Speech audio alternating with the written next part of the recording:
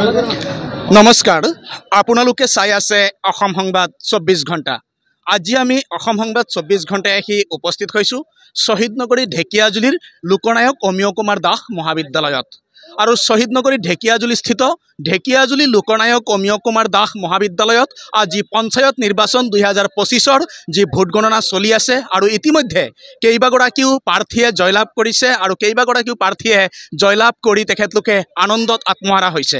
আৰু বৰ্তমান আমাৰ মাজত আছে এগৰাকী প্ৰাৰ্থী, নিৰ্দলীয় প্ৰাৰ্থী, তেখেতে ডুমডুমা গাঁও পঞ্চায়তৰ 9 নম্বৰ ৱাৰ্ডৰ গাঁও সদস্য পদৰ প্ৰাৰ্থী আৰু তেখেতৰ নাম হ'ল জাহানাৰা বেগম আৰু তেখেতেও বিপুল ভোটত জয়লাভ কৰিবলৈ সক্ষম হৈছে। আমাৰ মাজতে আছে প্ৰাৰ্থীগৰাকী, আমি তেখেতৰ পৰা কিছু কথা জনাৰ চেষ্টা কৰিম, কিয়নো আজিৰে পৰা সেই ৱাৰ্ডখনৰ কাৰণে, সেই গাঁওখনৰ কাৰণে তেখেতৰ দায়িত্ব বহু আহি পৰিছে। কি ক'ব, দেখা গৈছে ৰাইজে আপোনাক বিপুল ভোটত জয়ী কৰি পঞ্চায়তত কাম কৰিবলৈ সুবিধা দিছে, কি ক'ব আজিৰ দিনটোত? এইটো মোৰ জয় নহয়, ৰাইজৰ জয়। ৰাইজে মোক বহুত বিপুল ভোটত জিকাই আনিছে, সেয়ে মই ৰাইজৰ হকে কাম কৰিম আৰু ৰাইজৰ হৈ কাম কৰিম। দেখা যায় যে বিগত সময়ত একাংশ পঞ্চায়ত প্ৰতিনিধিৰ বিৰুদ্ধে বিভিন্ন অভিযোগ থাকে, আপুনি এই অভিযোগবিলাক খণ্ডন কৰি বা কি প্ৰকাৰে ৰাইজৰ লগত কাম কৰি যাব? ৰাইজৰ হকে কাম কৰিম, ৰাইজক লৈ ৰাইজৰ মিলা প্ৰীতিত কাম কৰিম মই। সেয়ে মই ৰাইজৰ ওপৰত ভৰসা, ৰাইজে মোৰ ৰাইজৰ হকে কাম কৰি যাম বুলি আশা ৰাখিছোঁ। হয়, ইতিমধ্যে শুনিলে ৰাইজে তেখেতক যেনেকৈ মৰম দিছে আৰু ৰাইজৰ হৈ তেখেতে কাম কৰি যাব বুলি আজি জনাইছে আৰু এনেদৰেই আজি তেখেতৰ সমৰ্থকসকল বা স্থানীয় ৰাইজে এনেদৰে শ্লোগান দি সুন্দৰ পৰিৱেশ গঢ়ি তুলিছে, কিয়নো জাহানাৰা বেগমে বিপুল ভোটত জয়লাভ কৰিছে আৰু এনেদৰে আজি তেখেতলোকৰ যিসকল সমৰ্থকসকল উৎফুল্লিত হৈ পৰিছে। কি ক'ব, আজিৰ দিনটো অনুভৱ কেনেকুৱা? কি ক'ব আজিৰ দিনটো? কি ক'ম আৰু মই এইটোৱে ক'ম, ৰাইজে আমাক বহুত হিয়া উজুৰি ভোট দি জিকাই আনিছে আৰু আমিও ৰাইজক এটা আশা দিছোঁ যে আমি ৰাস্তা ঘাট যিমান সোনকালে পাৰোঁ উন্নয়নৰ কাম কৰি যাম আৰু এইটোৱে মোৰ আশা, ৰাইজে লগত থাকিব আৰু আমিও এইটো সদায় চিন্তা কৰি যাম যে যাতে ৰাইজে হকে কাম কৰিব পাৰোঁ। হয়, ইতিমধ্যে শুনিলে তেখেতলোকৰ এটাই কথা, পৰিয়ালটোৰ এটাই কথা যে তেখেতলোকে ৰাইজৰ হকে কাম কৰি যাব আৰু ইয়াতে আছে এগৰাকী সমাজকৰ্মী, আমি তেখেতৰ পৰাও কিছু কথা জনাৰ চেষ্টা কৰিম। দেখা গৈছে আপোনালোকৰ যি সমৰ্থিত প্ৰাৰ্থী, ৰাইজৰ সমৰ্থিত নিৰ্দলীয় প্ৰাৰ্থী গাঁও সদস্য পদৰ, আৰু তেখেতে বিপুল ভোটত জয় হৈ আহিছে আৰু এই জয় ৰাইজৰ জয় বুলি কৈছে প্ৰাৰ্থীগৰাকীয়ে, কি ক'ব আজিৰ দিনটোত? ধন্যবাদ। আজি যি দেখিলোঁ আমি, আমাৰ ডুমডুমা গাঁও পঞ্চায়তৰ 9 নং ৱাৰ্ডৰ প্ৰাৰ্থী জাহানাৰা বেগম, আমি ৰাইজে বিগত 5টা বছৰত যথেষ্ট কষ্ট কৰিবলগীয়া হ'ল, যিহেতু আমাৰ 21টা ৰাস্তা পৰি আছে। বিগত 5টা বছৰত পূৰ্বৰ ৱাৰ্ড সদস্যই মনোযোগেৰে কাম কৰা নাছিলে, পূৰ্বৰ সভাপতিয়ে হেমাহি কৰিছিলে। গতিকে আমি এই আমাৰ 5 কিলোমিটাৰ ভিতৰত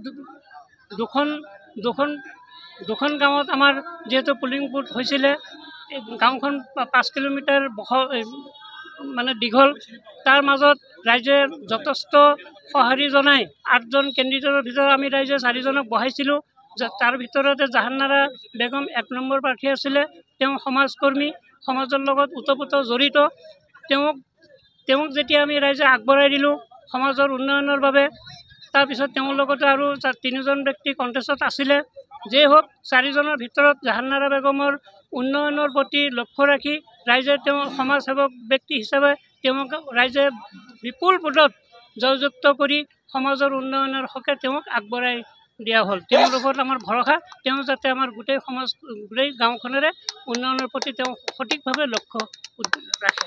আৰু দেখা গৈছে যিহেতু গাঁও সদস্য বা সদস্যৰ পৰাই এইবেলি কিন্তু পঞ্চায়ত সভাপতি বা সভানেত্ৰী নিৰ্বাচিত হ'ব, বাছনি হ'ব, এই ক্ষেত্ৰত আপোনালোকেও কিবা প্ৰস্তাৱ আগবঢ়াব নেকি পঞ্চায়তলৈ? এই ক্ষেত্ৰত আমি বহু ৰাইজে তেখেতক এটা সঁহাৰি দিছোঁ, তেওঁ যাতে তেওঁৰ নিচিনা কোনো এজন পঞ্চায়ত সদস্যই নিৰ্বাচিত হ'ব পৰা নাই, অনেক কম ভোটত জিকিছে। আমাৰ এইজন জাহানাৰা বেগমে বিপুল ভোটত জয়যুক্ত হৈছে আৰু তেওঁক যাতে আমি পঞ্চায়তৰ সভানেত্ৰীৰ পথত অধিষ্ঠিত কৰিব পাৰোঁ, তাৰ কাৰণে ৰাইজেও আমি কুচকাৱাজ চলাই আছোঁ। মেম্বাৰসকলৰ লগতো আলোচনা হৈ আছে। হয়, ইতিমধ্যে শুনিছে এই জাহানাৰা বেগমৰ জয়ী যি খবৰ বিয়পি পৰাৰ লগে লগে যিসকল সমৰ্থিত লোক তেখেতলোকে কিন্তু উৎফুল্লিত হৈ পৰিছে আৰু জাহানাৰা বেগমক পঞ্চায়তৰ সভানেত্ৰী হিচাপে তেখেতলোকে আবেদন জনাব। জাহানাৰা বেগমক সভানেত্ৰী হিচাপে বাকী গাঁও সদস্যসকলৰ লগত আলোচনা কৰা হৈছে বুলি তেখেতলোকে জনাইছে আৰু এইগৰাকী প্ৰাৰ্থী জাহানাৰা বেগম তেখেতে বিপুল ভোটত জয়ী হৈছে, কিয়নো ডুমডুমা গাঁও পঞ্চায়ত এলেকাত বিভিন্ন সমস্যাৰে জৰ্জৰিত এখন গাঁও হৈছে তেখেতলোকৰ যি ৱাৰ্ডৰ পৰা তেখেতে প্ৰাৰ্থীত্ব আগবঢ়াইছিল এই ৱাৰ্ডখন বা গাঁওখন, আৰু এই গাঁওখন উন্নয়নৰ হকে এই গাঁওখনৰ সৰ্বাংগীন উন্নয়ন আৰু সম্প্ৰীতিৰ বান্ধোন গঢ়ি তোলাৰ কাৰণে কিন্তু জাহানাৰা বেগমক সকলোৱে নিৰ্বাচিত কৰিছে আৰু আগন্তুক দিনত নিশ্চয় জাহানাৰা বেগমে ৰাইজৰ হকে কাম কৰিব আৰু আমি দেখুৱালোঁ সামগ্ৰিক পৰিৱেশ। এয়া হৈছে শ্বহীদনগৰী ঢেকীয়াজুলিৰ লোকনায়ক অমীয় কুমাৰ দাস মহাবিদ্যালয়ৰ প্ৰাংগণৰ দৃশ্য আৰু জাহানাৰা বেগমে আগন্তুক দিনত ৰাইজৰ হকে কাম কৰক তাৰেও কামনা কৰি সকলোৱে অসম সংবাদ 24 ঘণ্টা চাই থকাৰ কাৰণে মই প্ৰশান্ত বৈশ্যই শ্বহীদনগৰী ঢেকীয়াজুলিৰ পৰাই সকলোলৈ ধন্যবাদ জ্ঞাপন কৰিছোঁ।